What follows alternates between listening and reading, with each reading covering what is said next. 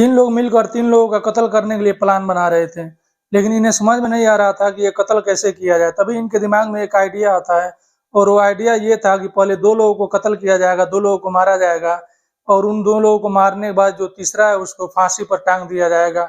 और जब पुलिस आएगी, तफ्तीश करेगी और छानबीन करेगी, तो ये दिखाने की कोशिश किया जाएगा कि जो फांसी पर टंगा हुआ है, इसी ने इन दोनों लोगों का कत्ल किया और कत्ल करने के बाद खुद सुसाइड कर लिया है।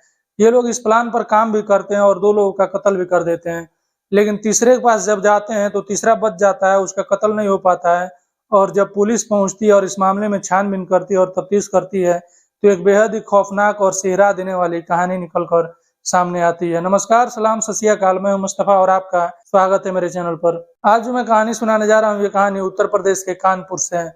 कानपुर में एक परिवार रहता है और इस परिवार के जो मुखिया उनका नाम मुन्ना लाल है और इनकी उम्र 61 साल है। जो मुन्ना लाल है वो गन फैक्ट्री में काम करते थे जहाँ पर हथियार वगैरह बनाए जाते हैं, लेकिन अब ये रिटायर्ड हो चुके हैं और ये अपने अब घर ही पर रह रहे हैं। इनके अलावा परिवार में इनकी पत्नी है, पत्नी का नाम राज देवी है और इनकी उम्र तकरीबन 55 साल है। परिवार में इन दोनों के अलावा इनका एक बेटा है और बेटे का नाम है अनूप और बेटे की उम्र 30 साल है और इनकी एक बेटी भी है, बेटी का नाम कोमल है और बेटी की उम्र 25 साल है। जो इनका बेटा अनूप है उनकी शादी हो चुकी है, लेकिन शादी होने के ठीक 1 हफ्ते बाद ही जो इनकी अनूप की जो पत्नी थी वो अपने मायके चली गई और मायके जाने के बाद इन लोगों पर इल्जाम लगाना शुरू किया और फिर केस मुकदमा हुआ और फिर दोनों तरफ से इल्जाम लगाना शुरू हो गए। धीरे-धीरे समय बीत रहा था। फिर जो अनूप के ससुराल वाले थे उन लोगों ने एक मांग की और उन्होंने कहा कि अगर आप लोग 50 लाख रुपए दे देते हैं तो इस मामले को रफा-दफा कर दिया जाएगा। नहीं तो वो लोग धमकी देते हैं कि अगर आप लोग पैसा नहीं देंगे तो वो लोग जिंदा नहीं छोड़ेंगे और वो लोग मार देंगे। फिर जो इस परिवार के मुखिया थे मुन्ना लाल और जो इनका बेटा था अनूप, ये लोग डिसाइड करते हैं और कहते हैं कि इनको 50 लाख रुपए दे दिया जाएगा और 50 लाख देने के बाद इस मामले को खत्म कर दिया जाए, रफा-दफा किया जाए। अभी इस बारे में बात चल ही रही थी कि तभी इनकी जिंदगी में एक तारीख आती है और वो तारीख थी 5 जुलाई 2022 का। इस दिन रात का टाइम था, तकरीबन 2:30 बज रहे थे। जो इनकी बेटी है कोमल, वो अपने रूम से बाहर निकलती है और अपने भाई के रूम के पास जाती है और रोती है, चिल्लाती है और अपने भाई को जगाने की कोशिश करती है। जब उसका भाई यानी कि अनूप ये रोता हुआ बात सुनता है तो वो रूम से अपने बाहर आता है और अपने बहन कोमल से पूछता है कि क्या बात है, क्यों रो रही हो? तो ये बताती है कि घर में 3 लोग आए थे और अपना मुँह बाँधे हुए थे, नकाबपोश थे और वो लोग मम्मी-पापा के कमरे की तरफ से आ रहे थे और जब मैं वहाँ जाकर देखी तो मम्मी-पापा खून से लथपथ थे और लुहान थे और वहीं बिस्तर पर पड़े हुए थे। जब ये बात अनूप सुनता है तो वो भी भागते हुए अपने मम्मी-पापा के रूम की तरफ जाता है और वो जहाँ वहाँ जाकर देखता है तो उसे भी यही चीज़ दिखाई देती है जो उसकी बहन बता रही थी। फिर ये अपने आस-पड़ोस के लोगों को बुलाता है और फिर पुलिस को बुलाई जाती है। पुलिस वहाँ पहुँचती है और ये दोनों लोगों की अब मौत हो चुकी थी। ये लोग खून से लथपथ थे और चाकू से इनके गला को काटा गया था। फिर फौरन इनके लाश को पोस्टमार्टम के लिए भेज दिया जाता है और पुलिस शुरुआती पूछताछ करती है। सबसे पहले तो अनूप से पूछा जाता है, तो अनूप बताता है कि वो सोया हुआ था और तकरीबन 2:30 बज रहे थे। तभी उसकी बहन आई, दरवाजे को पीटने लगी और रोने लगी। ये बात मैं सुनकर जब मैं कमरे से बाहर गया और उससे पूछा तो उसने बताया कि घर में 3 लोग आए हुए थे जो नकाबपोश थे और उन्हीं ने मम्मी-पापा का कत्ल करके चले गए और उनको मैं जाते हुए देखी। जब ये बात पुलिस सुनती है तो फिर अब कोमल से पूछताछ करती है और फिर कोमल वही बात सुनाती है जो पहले अपने भाई को बता चुकी थी। फिर अब पुलिस आस-पड़ोस के लोगों से पूछताछ करती है ताकि 3 लोगों को आते हुए या जाते हुए किसी ने देखा हो, लेकिन किसी ने नहीं बताया और किसी ने ये नहीं कहा कि इन लोगों ने 3 लोगों को आते या जाते हुए देखा हो, क्योंकि रात का टाइम था, तकरीबन 2:30 बज रहे थे और सारे लोग अपने-अपने घरों में थे और सो रहे थे। अब पुलिस डिसाइड करती है कि क्यों ना सीसीटीवी फुटेज चेक किया जाए, कैमरे चेक किया जाए, उसमें शायद 3 लोग आते हुए और जाते हुए दिख जाएँ और उनकी पहचान हो सके। फिर आस-पास में जितने भी कैमरे लगे हुए थे, पुलिस उनको खंगालती है और उन्हें चेक करती है, तो उनमें से एक फुटेज पुलिस को मिलता है, जिसमें एक व्यक्ति दिखाई देता है। वो नकाबपोश व्यक्ति था, अपना चेहरा ढका हुआ था कपड़े से और इस घर में घुसते हुए दिखता है। ये जब अंदर गया था तो इसका हाथ खाली था, लेकिन ये अकेला व्यक्ति था, ये अकेला ही घर के अंदर जाता है और तकरीबन ये 12:45 के आस-पास घर के अंदर गया था और जब 2:30 बजता है, तो ये घर के बाहर आता है, उस फुटेज में दिख रहा था। और इस बार जब ये घर से बाहर आता है तो इसके हाथ में एक थैला है और अभी भी इसका मुँह कपड़े से बँधा हुआ है। अब पुलिस के कान खड़े उस समय हो जाते हैं जब पुलिस को ये बात याद आती है कि जो कोमल है उसने तो 3 लोगों को बताया था, लेकिन ये तो एक ही व्यक्ति है और एक ही व्यक्ति घर के अंदर जा रहा है और एक ही व्यक्ति घर से बाहर आ रहा है। फिर पुलिस को थोड़ा-सा डाउट होता है कोमल पर और पुलिस ये सोचती है कि कोमल झूठ बोल रही है, उसने 3 लोगों को बताया था। और पुलिस डिसाइड करती है कि दोबारा से इन लोगों से पूछताछ किया जाए। पुलिस पहुंचती है पहले अनूप के पास और अनूप से पूछताछ करती है और ये सारी बातें बताती है कि तुम्हारी बहन 3 लोगों को बता रही है, बल्कि घर में एक ही व्यक्ति आया है और एक ही व्यक्ति घर से बाहर गया है। जब ये बात अनूप सुनता है तो वो कहता है मुझे भी एक बात याद आ रही है। वो कहता है कि जब मैं शाम को सोने जा रहा था, सब लोग खाना-पीना खा चुके थे, तो जो उसकी बहन कोमल है वो अनार की जूस ला के दी और सबको अनार का जूस पिलाया। वो बताता है जब मैं जूस पी रहा था तो वो जूस थोड़ा-सा कड़वा था और उसका टेस्ट अजीब लग रहा था।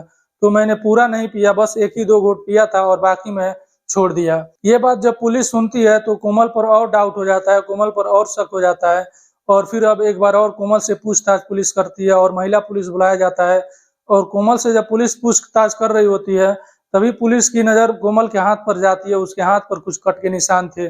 जब पुलिस ये कट के निशान देखती है तो कोमल से पूछती है कि ये तुम्हारे हाथ पर कट के निशान कैसे हैं? तो ये कोमल बताती है कि वो सब्जी काट रही थी और सब्जी काटते वक्त चाकू से उसके हाथ पर लग गया और ये उसी का कट का निशान है।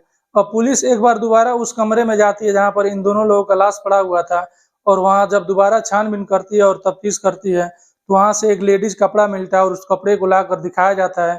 तो अनूप कहता है कि ये तो कोमल के कपड़े हैं और उसी के हैं ये कपड़े और उसमें खून के धब्बे लगे हुए थे। जब ये कपड़े मिल जाते हैं पुलिस को तो और डाउट हो जाता है कोमल के ऊपर और फिर अब कोमल का मोबाइल पुलिस अपने कब्जे में लेती है और उसका सीडीआर निकलवाती है, mobile details, call details police निकलवाती है और जब कॉल डिटेल्स निकलता है तो एक बार और पुलिस के कान खड़े हो जाते हैं। क्योंकि जो कॉल डिटेल्स निकला था उसमें 24 घंटे में उस दिन तकरीबन 17 घंटे कोमल ने किसी से बात किया था और जब वो नंबर चेक किए गए तो उनमें 2 नंबर मिले। एक नंबर था रोहित का और दूसरा जो व्यक्ति था जिसका नाम राहुल था। इन 2 लोगों से कोमल ने 24 घंटे में 17 घंटे फ़ोन पर ही बात कर लिए थे। अब पुलिस कोमल को उठा लेती है और थाने लाती है और इससे पूछताछ करती है। पूछताछ में कोमल पुलिस को गुमराह कर रही थी और इधर-उधर की बातें सुना रही थी, लेकिन जब पुलिस सख्त होती है तो कोमल टूट जाती है और पूरी कहानी सुनाती है। जो कोमल ने पूरी कहानी सुनाई थी, वो कहानी कुछ यूँ है।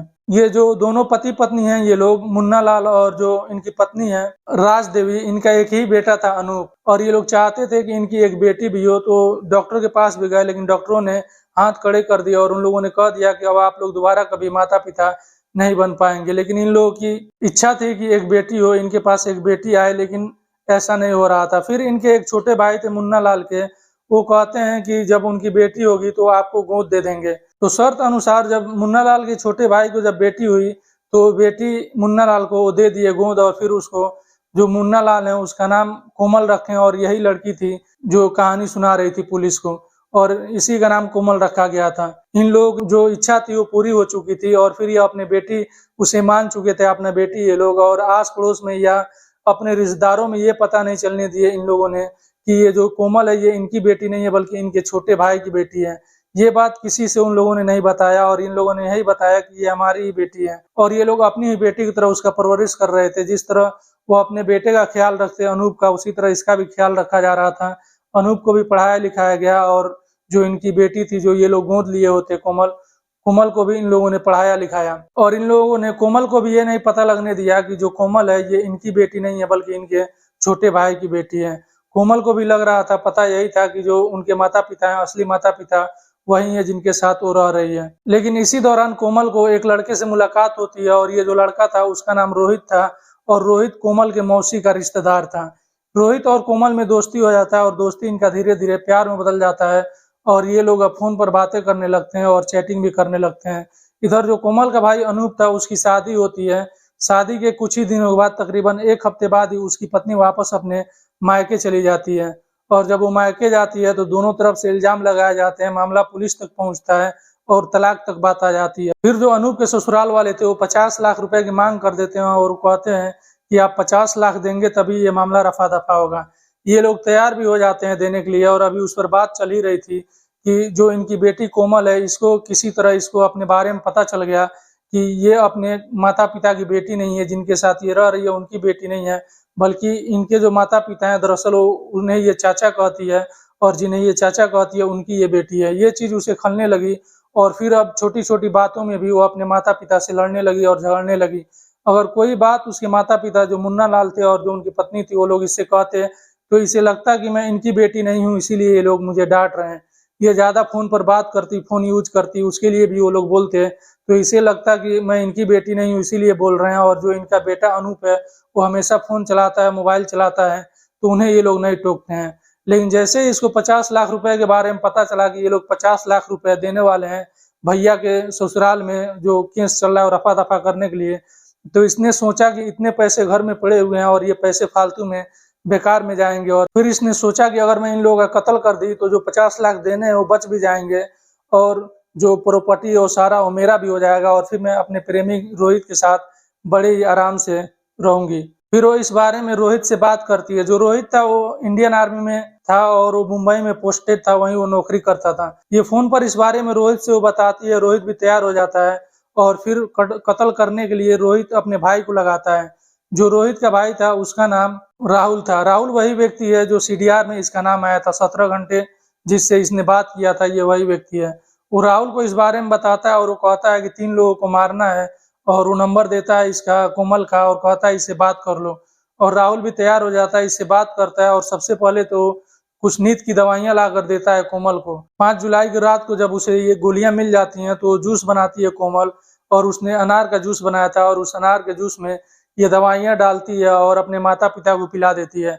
माता-पिता बिना कोई ऑब्जेक्शन के ही पी लेते हैं, और फिर जब वो भाई के पास लेकर आती है, भाई 1-2 घूँट ही पिया था, ये जो जूस था उसको कड़वा लग रहा था तो उसने मना कर दिया और बाकी जूस छोड़ दिया और वो सो गया। और अब सारे लोग सो चुके थे, रात हो चुकी थी, तकरीबन 12 बज रहे थे। तो कोमल बताती है कि मैंने फ़ोन किया राहुल को और उसको मैं अपने घर बुला ली जब सारे लोग सो चुके थे, और जब वो घर पहुँचा तो वो टाइम था 12:45 का, और मैं घर का दरवाज़ा खोली और वो घर के अंदर आया और मेरे पास पहले से ही एक चापड़ पड़ा हुआ था, तेज़धार हथियार, और मैं उसको वो चापड़ दी और लेकर मैं अपने माता-पिता के कमरे में गई और उससे कहा कि पहले पिता को मारो।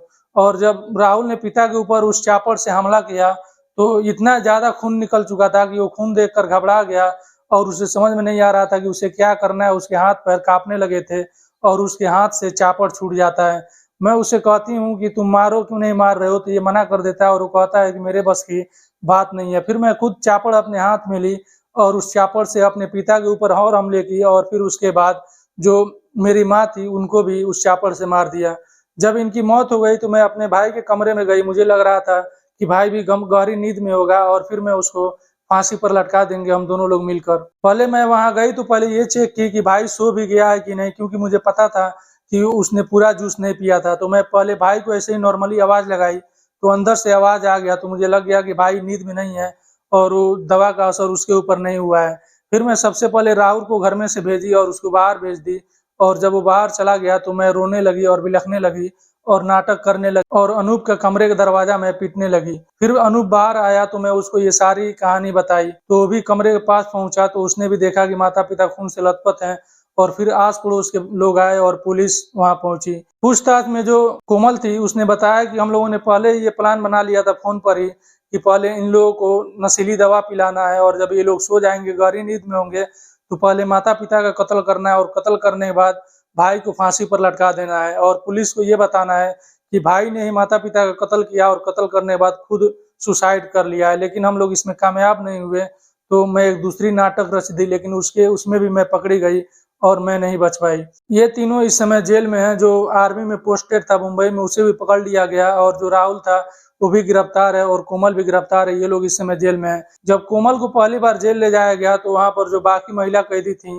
वो कोमल को बहुत ताने मारती थी और वो कहती थी कि तुम गोद ली हुई बेटी थी, तुम्हारे माता-पिता तुम्हारे साथ इतना अच्छा सलूक किया, लेकिन तुमने उनके साथ जो किया वो अच्छा नहीं है। अब शायद लोग गोद लेने से भी तुम्हारे वजह से डरेंगे, और वो भी सोचेंगे कि वो गोद ले रहे हैं तो न जाने आगे चलकर उनके साथ क्या होगा।